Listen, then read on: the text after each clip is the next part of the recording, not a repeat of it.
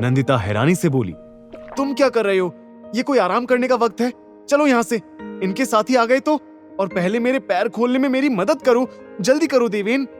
वो टाइट बंद गांठ नंदिता से खुल नहीं पा रही थी। तभी देवेन की एरोगेंट आवाज आई, एक शर्त पर। ये सुनते ही नंदिता झल्ला पड़ी। व्हाट? तुम्हें इस सिचुएशन का भी फायदा उठाना है? तुम जैसे गुंडे से मैं कोई और उम्मीद भी क्या कर सकती हूँ? यू नो व्हाट, मुझे तुम्हारी जरूरत ही नहीं है। मैं खुद यहां से चली जाऊंगी। कहते हुए नंदिता ने आखिर अपने पैर खोल ही लिए। वो उठकर जा ही रही थी कि देवेन पीछे से बोला, फाइन जाओ, पर अगर इनके साथी बाहर मिल गए तो मैं बचाने नहीं आऊंगा। ये सुनते ही नंदिता के कदम थम गए। कुछ सेकंड सोचने के बाद उसने पीछे मुड़कर देखा और बोली, बोलो क्या शर्त है तुम्हारी? बस तुम्हारी दोस्ती मिलेगी। ये कहते हुए देवेन ने स्माइल के साथ अपना हाथ आगे कर दिया। नंदिता कुछ सोच पाती कि तभी उसने गुंडे को होश में आते देखा। वो झट से बोली, फाइन फ्रेंड्स, अब जल्दी चलो। देवेन खुश होकर उठ खड़ा हुआ और दोनों वहां से चले गए। वैसे तुमने मुझे ढूंढा कैसे? नंदिता ने साथ चल रहे देवेन से पूछा। देवेन उसे गर्ल्स हॉस्टल तक ड्रॉप करने साथ आ रहा था। रात को सुनसान सड़क पर चलते हुए देवेन ने जवाब में अपनी पॉकेट से मोबाइल निकालकर उसकी तरफ बढ़ा दिया। ये तुम्हारा मोबाइल, इसे ट्रैक किया मैंने। जिस रूम में तुम्हें बंद किया था उसके बाहर पड़ा था। इसी के जरिए मैं तुम तक पहुंचा। नंदिता ने मोबाइल वापस लिया और कुछ देर खामोशी में चलने के बाद बोली, थैंक यू देवेन। मुझे तो लगा था मैं आज बच ही नहीं पाऊंगी। शाह ब्रदर्स के चंगुल से बचना नामुमकिन होता है, पर तुम्हारी वजह से मुझे तो आना ही था। तुम्हें कुछ होने कैसे दे सकता था? हालांकि देवेन ने अपने मिशन के चलते ये बात कही थी, पर अनजान नंदिता उसकी बात सुनकर मुस्कुराने लगी। कुछ देर बाद अचानक नंदिता डिसअपॉइंट फील करते हुए बोली, तुमने सही कहा था देवेन। देखो ना, मेरी प्रोटेस्ट की कोशिश एक सर्कस बनकर रह गई। मैं कुछ नहीं कर पाई। नंदिता को उदास देख देवेन को उसके लिए थोड़ा बुरा लगा। उसने फिर केयर फ्री एटीट्यूड के साथ कहा, मैं ऐसा नहीं कहूंगा।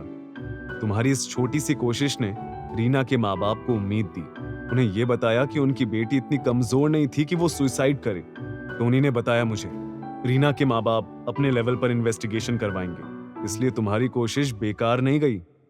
नंदिता उसकी बात सुन थोड़ा सा ही सही पर मुस्कुराई। दोनों गर्ल्स हॉस्टल के गेट के सामने आकर रुक गए। तभी देवेन टेढ़ी मुस्कान के साथ बोला, बट आई होप अब से तुम ये न्याय की देवी बनने का रोल ड्रॉप कर दोगी। ऐसा तो नहीं होने वाला।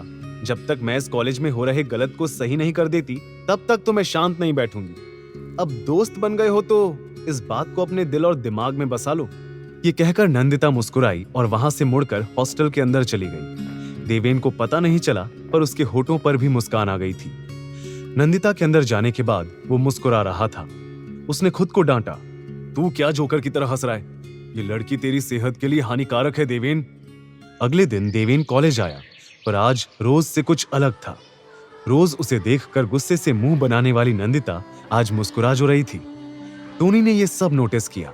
उसने देवेन के पास जाकर उसके हाथ में सफेद रंग का फ्लावर बुके पकड़ा दिया। ये क्या? तू मुझे फूल क्यों दे रहा है? देवेन के पूछने पर टोनी बोला, ये फूल तेरे लिए नहीं है ब्रो, तू अपनी तरफ से नैंडी को जाकर दे दे। अब तेरी और नैंडी की दोस्ती हो गई है, तो इस नॉर्मल दोस्ती को स्पेशल दोस्ती बनाने के लिए ये तेरा पहला स्टेप है। देवेन ने मुंह बिगाड़ कर कहा, किसने कहा मुझे स्पेशल दोस्ती करनी है? ये फूल वूल देना लेना मुझे पसंद नहीं है टोनी। मैं ये सब नैंडी आ रही है। कहते हुए टोनी ने देवेन के हाथ में फूल थमाए और उसे आगे की तरफ हल्के से पुश कर दिया। नंदिता ने स्माइल पास करके गुड मॉर्निंग कहा और फिर इशारे से फ्लावर्स के बारे में पूछा, ये किस लिए? हमारी दोस्ती हो गई ना, तो उसी की खुशी में तुम्हारे लिए।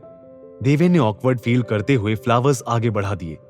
नंदिता ने जैसे ही उन्हें एक्सेप्ट किया, उसके होंठों पर प्यारी सी मुस्कान आ गई।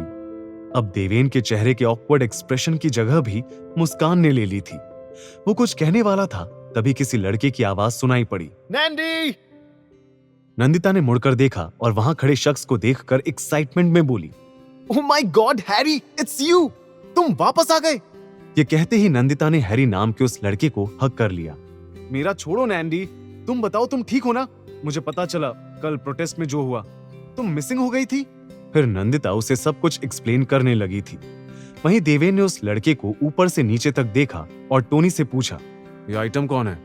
तुमने वो गाना सुना है जो 90s की हर लड़की को पता होगा? मेरे सपनों में जो आए। समझ लो ये लड़का वही है जिसके ख्वाब सभी लड़कियां देखती हैं, हार्दिक चोपड़ा उर्फ हैरी। देवेन ने देखा कि आसपास से गुजर रही हर लड़की हैरी को देखकर एक्साइटेडली गले लगा रही थी। हैरी भी सभी से स्वीटली मिल रहा था। ये देख देवेन ने चिढ़कर पूछा, नंदिता भी इसको पसंद करती है क्या? आगे की कहानी जानने के लिए देखिए अगला एपिसोड सिर्फ पॉकेट एफएम के यूट्यूब चैनल पर, और हीरोगिरी के सारे एपिसोड्स को सुनने के लिए डिस्क्रिप्शन में दी लिंक से डाउनलोड करें पॉकेट एफएम ऐप।